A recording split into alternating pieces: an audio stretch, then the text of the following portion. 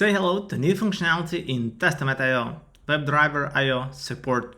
When you have a test automation written on WebDriver IO, now you can easily synchronize your test cases without any customization.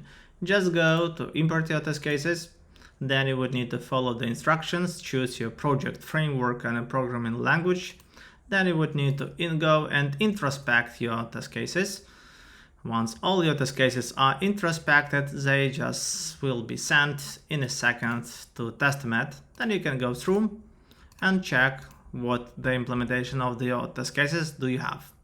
Once you have your test cases synchronized, you can go then and set up the test automation execution. You would need to install the reporter and add the configuration to your project, and then you execute your test cases as usual.